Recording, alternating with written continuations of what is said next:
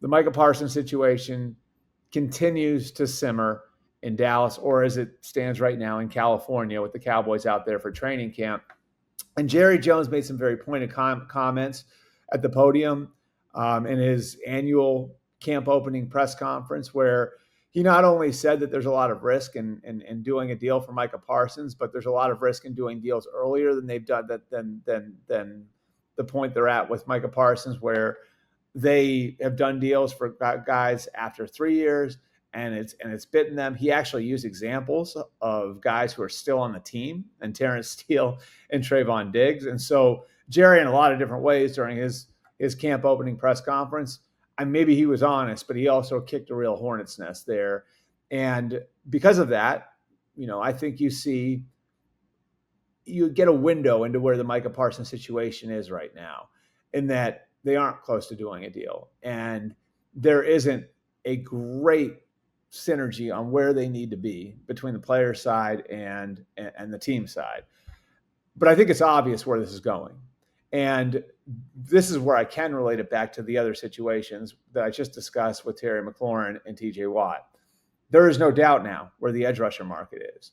You have players that aren't as young, aren't as talented, and aren't quite as productive as Micah Parsons getting into the 30s in the edge rusher market. Then you have the real premier guys, Myles Garrett at 40, TJ Watt at 41. So there's very little question that Micah Parsons is going to have to be paid in the 40s. I think there's the idea that this could be up to $45 million. This could be up to $45 million per year, based on the fact that Micah Parsons is so much younger than both Watt and Garrett. And that's going to be a tough pill for the Cowboys to swallow.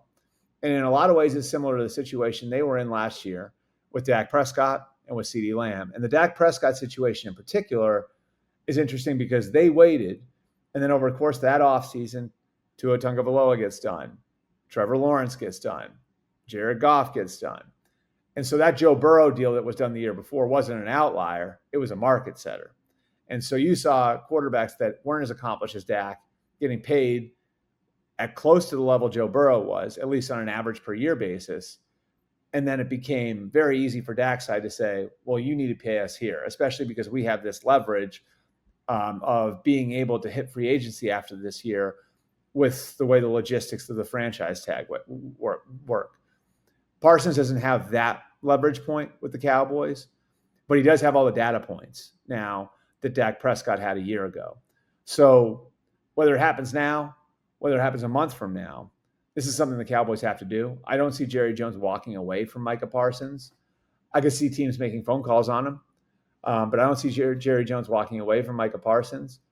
And if this means that Micah Parsons is going to be half-hearted or is going to hold in through training camp, then that's only going to hurt the 2025 Cowboys.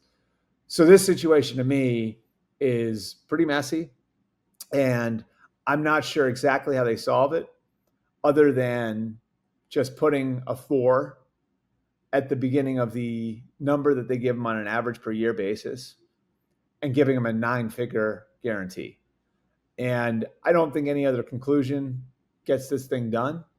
And the fact that the Cowboys have waited this long, I mean, to go into that area and to get this thing done is really a little befuddling.